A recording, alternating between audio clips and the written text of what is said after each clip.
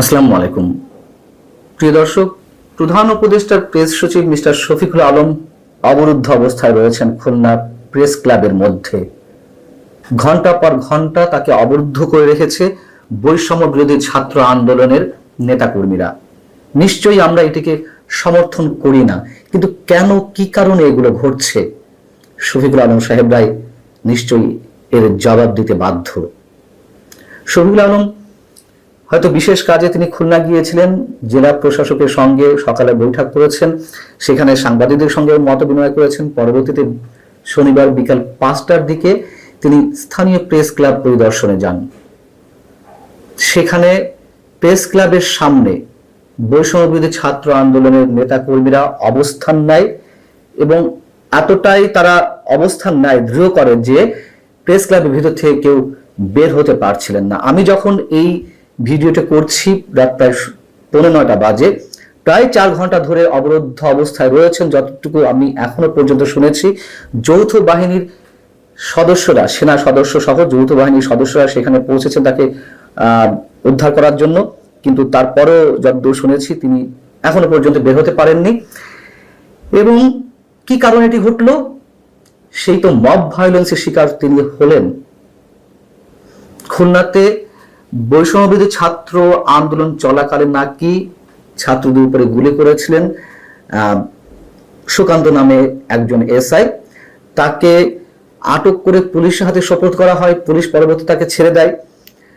কেন ছেড়ে দেওয়া হলো, এই কারণে বৈষম্য বিরোধী ছাত্র আন্দোলনের নেতাকর্মীরা কেএমপির সদর দপ্তরে তালা লাগিয়ে দিয়েছিল মূল ফটকে। যদি ধরেও নেই যে এসআই সুকান্ত অপরাধ করেছেন, গুলি করেছেন, সত্যি সত্যি তাকে ছেড়ে দেওয়া হয়েছে, আন্দোলনের বা প্রতিবাদের তো আরো অনেক ধরনের ভাষা আছে। পুলিশ সদর দপ্তরে মূল ফটকে তালা লাগিয়ে দেওয়া হয়, প্রশাসন নিশ্চুপ থাকে। কেএমপি কমিশনারের পদত্যাগ না করানো পর্যন্ত বা তিনি পদত্যাগের ঘোষণা না দেওয়া পর্যন্ত তারা প্রেস সচিবকে অবরুদ্ধ করে রাখবেন, বের হতে দিবেন না, এমন ঘোষণা দেওয়া হয়েছে। যেহেতু কেএমপি কমিশনার জানিয়েছেন যে প্রাথমিক তদন্ত চলছে, তাতে যদি তিনি প্রাথমিকভাবে অপরাধী প্রমাণিত হন তখন তাকে আটক করা হবে। এখানেও মজার বিষয়, যখন অন্য কোনো অভিযুক্ত অপরাধীকে আটক করা হচ্ছে তখন আর কোনো তদন্ত হয় না, মামলা হওয়ার সঙ্গে সঙ্গে তাকে আটক করে ফেলা হয় এবং জামিন তো হচ্ছে না, সেগুলো অন্য প্রসঙ্গ। যাই হোক, বিষয়টি হচ্ছে, আগেই বলেছি, প্রেস সচিব অবরুদ্ধ হয়ে আছেন, এটিকে আমরা কোনোভাবেই সমর্থন করি না, কিন্তু এটা তো প্রকৃতির খেলা। এই যে বিভিন্ন ধরনের মব ভায়োলেন্স, এই মব ভায়োলেন্সকে তো প্রশ্রয় দেওয়া হচ্ছে সরকারের বিভিন্ন পর্যায় থেকে। দুদিন আগে একটি অনুষ্ঠানে এই প্রেস সচিব মিস্টার শফিকুল আলম কি বললেন, তিনি এই যে মব ভায়োলেন্স সৃষ্টি করা হচ্ছে বিভিন্ন স্থানে, সেগুলোকে তিনি মব বলতে রাজি নন। এগুলোকে তিনি কি বলতে চান, যারা এগুলো করছেন তারা হচ্ছেন প্রেসার গ্রুপ। তারা একসাথে আন্দোলনের মাধ্যমে তারা নাকি দাবি আদায় করার চেষ্টা করছেন, অথবা তাদের এগুলো ক্ষোভের বহিঃপ্রকাশ। তিনি কি বলেছিলেন এর মধ্যে আপনারা জানেন, এর আগেও তিনি এই ধরনের মন্তব্য করেছেন, সে বিষয়ে আমি কথা বলেছি।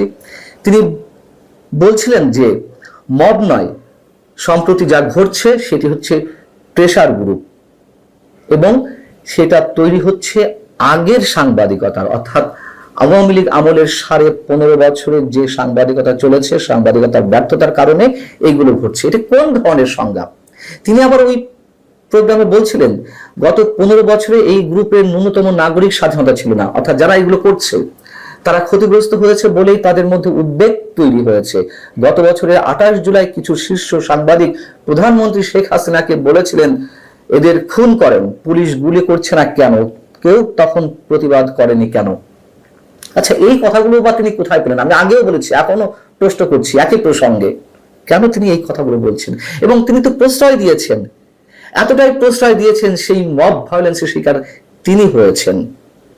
এবং 5 আগস্টের পর থেকে যা কিছু ঘটছে, হাইকোর্ট প্রাঙ্গণে বিচারকদের অপসারণের দাবি থেকে শুরু করে জাতীয় পার্টিকে ফ্যাসিবাদের দোষর হিসেবে ঘোষণা কেন দেওয়া হবে না, তাদেরকে নিষিদ্ধ কেন করা হবে না, ঘোষণা দিয়ে জাতীয় পার্টি কার্যালয় ভাঙচুর করা হলো, আগুন লাগিয়ে দেওয়া হলো। পরবর্তীতে বুলডোজার বাহিনী সম্পর্কে আমরা সবাই জানি। ধানমন্ডির ঐতিহাসিক 32 নম্বর ভবন, বঙ্গবন্ধুর স্মৃতি বিজড়িত ভবন, যেভাবে বুলডোজার দিয়ে গুড়িয়ে দেওয়া হলো, সারা দেশের আওয়ামী লীগ নেতা কর্মীদের বাড়িঘর জ্বালিয়ে দেওয়া হলো, কারোর বিরুদ্ধে কোনো ব্যবস্থা নেওয়া হয়নি। ব্যবস্থা কেন নেওয়া হবে? তাদের বিরুদ্ধে কথা বলতেই তো ভয় পাই, মব শব্দটা উচ্চারণ করতে চায় না, সেটা আমরা বুঝি না কেন? ডক্টর মোহাম্মদ ইউনূস টিকে আছেন এই কথিত ছাত্র নেতাদের উপরে।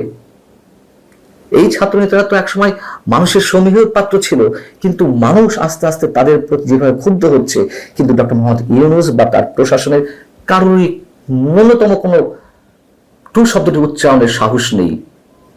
এই যে টু শব্দটি উচ্চারণের সাহস নেই, তার একটা ফলশ্রুতিতে প্রতিক্রিয়ায় কি হয় তা তো আমরা দেখছি। আজকে যৌথ বাহিনীর সদস্যরা গিয়েও প্রেস সচিবকে উদ্ধার করতে পারছে না। তারা আলটিমেটাম দিয়েছে, যে বৈষম্যবিরোধী ছাত্র আন্দোলন নেতাকর্মীরা আলটিমেটাম দিয়েছে, পুলিশ কমিশনার, কেএমপির কমিশনার জুলফিকার আলী হায়দারের অপসারণ না হওয়া পর্যন্ত তারা প্রেস ক্লাব থেকে কাউকে বের হতে দেবে না। দেবালয়ে আগুন লাগলে স্বয়ং দেবতাও রক্ষা পায় না।